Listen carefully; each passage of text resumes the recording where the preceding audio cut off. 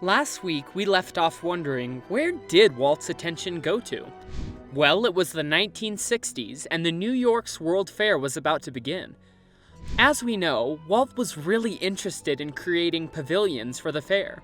So he put many of his projects on hold so that Imagineers could focus on creating new attractions for the World's Fair. They came up with great moments with Mr. Lincoln, It's a Small World, Carousel of Progress, and Ford's Magic Skyway, for which they came up with the new omnimover system that would be really important for the development of the Haunted Mansion later on. With the project put on hold again, the mansion sat empty for the next few years. Of course, with the mansion empty, guests started to ask questions. The only clue as to what guests might find inside was a sign stating that Disneyland's Ghost Relations Department was currently accepting applications from ghosts wishing to enjoy active retirement in a country club atmosphere, described as happy haunting grounds. And that wasn't enough to satisfy guest curiosity. So, naturally, the rumors started. Some people said the ride did open for some time, but that it was so scary that a man actually had a heart attack, so they had to close it down. Another rumor stated that one guest allegedly fell out of the attraction and into a snake pit. So of course, this also resulted in the closing of the attraction. The last rumor said that the closed attraction was actually Walt's home inside the park. Of course, none of this was true, but guests continued wondering about the empty mansion for the next few years. When Imagineers finished working on the World's Fair pavilions, they were completely invigorated and excited to continue working on the Haunted Mansion. One of these Imagineers was Crump. Rolly had been working on the mansion for some time, and he was developing illusions for the animatronics with Yale Gracie. But he was also working in something else.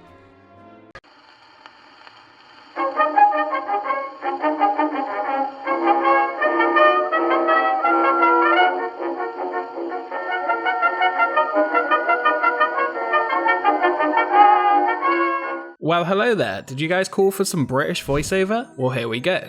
So Rolly Crump and Yale Gracie were again assigned to work in the Haunted Mansion's illusions. But Crump wasn't very taken aback by the sketches and approaches that the other artists had gone with at the time, so he thought he needed to take it to the next level. He started working on new sketches that were inspired on two films he had recently watched. One of these movies was Jean Cocteau's Beauty and the Beast film that was made in 1946. Crump was pretty impressed with the human arms in the hallways and the human heads near the fireplaces, and he thought that it would be cool to add architecture created out of human parts inside the mansion. That was how he came up with the Candleman, which was a man with his hands up in the air with his fingers on fire. He also created sketches for a gypsy wagon that came to life, man-eating plants, and a seance room. The sketches were turned into little sculptures, and Rolly was ready to present this to Walt. The other Imagineers weren't sure about adding Rolly's stuff into the presentation because they considered that it was just too weird. They even told Rolly that Walt would never go for it, but Rolly didn't mind. He said he was just having some fun, and it didn't matter if his sketches didn't end up being part of the mansion. So Imagineers continued working to put together this presentation for Walt. The day of the presentation came and they were ready. The room where the presentation was made had a very long table with Claude Coates stuff on the right, Mark Davis's presentation in front, and the architects on the left. But where was Rolly's stuff? They put it all in the corner of the room just behind Walt. 4 hours passed and the presentation was over, and as soon as they finished, Walt asked, "Is that it?" And everyone was like, "Yeah, that's it." So Walt asked, "What's all this stuff here in the corner?" Everyone was surprised that Walt had even noticed Rolly's sculptures, and told Walt that it was just some sketches that Rolly had been working on. When Walt wanted to know more about it, everyone told him he should ask Rolly because nobody knew what it was all about. So Walt and Rolly approached the table, and Rolly started telling him all about the films and the sketches and how he thought they should have something different inside the mansion. Walt kept thinking about it and asking questions until he finally said, "I don't know, this is really weird," and he just got up and left the room. When Walt left, the rest of the guys in the room told him they knew Walt wouldn't like his concepts because they were too weird.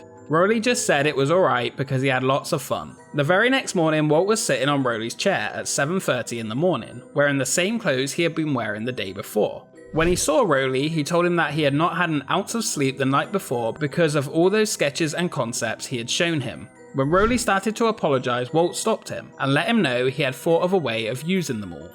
He told him they were going to have a haunted mansion, but at the exit, they would do a museum of the weird, where they would advertise that they had gone around the world and found every little weird thing they could and bring it to display in that exit. This would be the place where guests could look at the illusions Rowley had come up with, and they could spend hours there. When Walt and Rowley finished talking about how the Museum of the Weird would look, Walt asked every Imagineer that was working on the ride to come on a new presentation where he took them through the whole concept of how exactly the Museum of the Weird was going to be built, where it was going to be used, and how it was going to work. The presentation went on for about 45 minutes before Walt announced he was tired, got up, and left to go home. When the presentation was finished, the rest of their guys changed their tunes and told Rowley that they had always thought it was a good idea.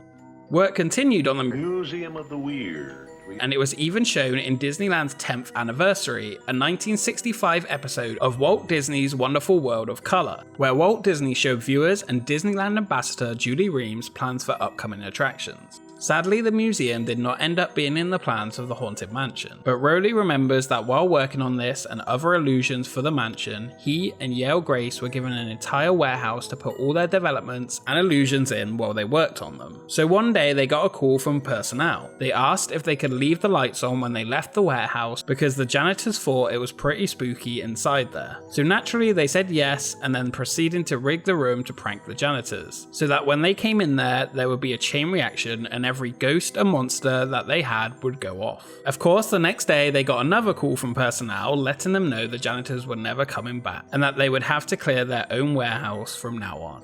And that's the story of the Museum of the Weird. It's time for me to go and see A Man About a Dog, so back to you, Will. Thanks, Sam. So, work continued on the mansion. Sketches were being made, illusions were being created, and stories were being thought up. Everything was going great, and the mansion was coming along nicely, until Walt's passing in 1966. Walt had always been a definitive leader with a very clear vision of what he wanted. He guided Imagineers, and he made all the decisions. So of course, this sad event affected Imagineers in more than one way. First of all, they had a heavy emotional response to his passing, and the motivation for working was not great around that time. But the other big problem was that Walt had never made up his mind about the premise of the Haunted Mansion. He had given his team the green light to work on whatever they wanted so that they would have lots of options in the end and pick the best out of all of these. But sadly, this never happened, and Walt wasn't there to decide definitively in which direction to take the project. But Imagineers knew they had to continue working on the mansion, so they did. The first thing they did was abandon the idea of a walkthrough completely. One of the main problems of the attraction being a walkthrough was traffic flow, and they solved it by perfecting the omnimover ride system, created by Roger Brogy and Bert Brundage. This system was perfect for the attraction because it would not only keep the traffic flowing, but it would also be able to turn guests' focus on specific scenes, allowing the Imagineers to control what guests saw and heard throughout the show. And having a speaker inside the cart was perfect for having a narrator through the ride. With this solved, Imagineers started to work on the ride's story. And here's where the real problem started. You see, without Walt telling Imagineers which way to go, everyone had a different idea, and it basically came down to two different ways of thinking. Mark Davis wanted the ride to be a type of family-friendly ride with many funny gags, because he thought that a big, scary ride wouldn't fit in a family-friendly park like Disneyland. He thought of Snow White's Scary Adventures and figured that if this attraction, which only had one scary element, scared children, then what would happen with a ride that had spooky elements throughout the whole ride? On the other side, Claude Coates thought that the ride should definitely be scary. After all, how could Disney, a company trying to revolutionize the theme park industry, build a silly haunted mansion instead of a thrilling, scary one? This battle went on for a while, with each team of Imagineers designing and creating their own views for the mansion. But it was time to come to an agreement and finish building the mansion. So, each of the teams compromised. They decided that there was no point in choosing between funny and scary. They should do both. They started the ride by introducing the guests to all the wonders of the Haunted Mansion, which is a way of having the original thought of a walkthrough attraction. Then we have some scary elements, like the Madame Leota seance and the bride in the attic. And finally, we get to the graveyard, where the sillier gags rule the landscape. So, with those two problems solved, all that was left was to populate the ride. It was decided that the mansion did not have to have a specific story, but that they would take whatever they liked from Ken Anderson's and other Imagineers' past stories on the mansion.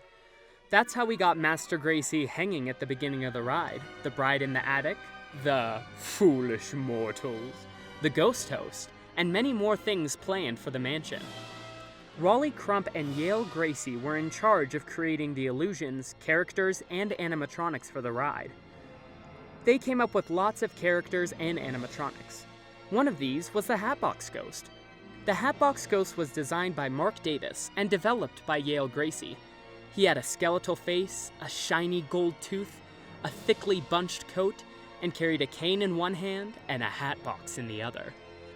He was supposed to be the bride's husband and was positioned just across her in the attic. Guests would come upon the Hatbox Ghost, and a flicker of light would create the effect that the ghost's head would disappear from its body and reappear in the hatbox. It would fit perfectly with the ride's goofy, spooky tone, and would have been a dazzling effect, had it worked. We'll talk about this in a bit. The ride's soft opening was on August 9th, 1969, after 18 years of development and 6 years of Disneyland guests wondering about it. There was a press opening at Club 33 in New Orleans Square in the evening of August 11th. And after the press opening, they walked at midnight along the river in front of the mansion and went in and officially opened it. The ride was open to all guests on August 12th. The mansion was obviously a success and has been ever since. The ride had been running perfectly, but less than a month after the opening, the Hatbox Ghost suddenly disappeared without a trace. Why? Well, people said that it was because it was so scary that it had to be removed. But actually, it was because the effect never really worked properly.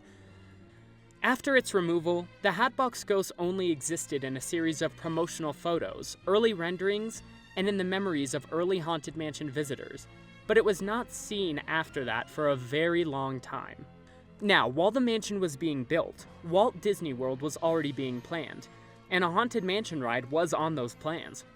So, duplicates of each mansion prop and scene were constructed, with one staying in California and the other going to Florida to be stored until the Disney World Haunted Mansion was completed. Disney World would not have a New Orleans Square. Instead, the mansion would be located in Liberty Square, so the attraction's facade could not be the same Southern mansion in Disneyland. So, it was designed as a mixture of Hudson River Valley, Dutch Gothic style, and a particular mansion in Pennsylvania called the Harry Packer Mansion. It reflects the colonial architecture that was desired for Liberty Square. The ride remained almost the same, but it was decided that this version would be slightly longer and more elaborate than its California counterpart. Then, in 1983, Tokyo Disneyland opened, and sure enough, there was a Haunted Mansion. Only this time it was located in Fantasyland. This version of the ride is a duplicate of the one we can find in Disney World, but it features some additional scenes at the beginning of the ride. 1992 came and Euro Disney opened. The park had to have a Haunted Mansion, but it was decided that it would have to be a bit modified for the new park. The attraction was called Phantom Manor and was built in Frontierland. It was decided that the story had to fit in the western town it was supposed to be in, so the ride was given a much darker tone as the other Haunted Mansions. Many scenes from the regular Haunted Mansions are replicated, but altered to incorporate the new western theme and plot. Also, this was the first time that the clean, cared-for structure rule was not followed, because Phantom Manor was made to look untended, overgrown with weeds, and scattered with dead vegetation. In 2006, a major change came to the Haunted Mansion in Disneyland and Walt Disney World. The bride in the attic was given her own story.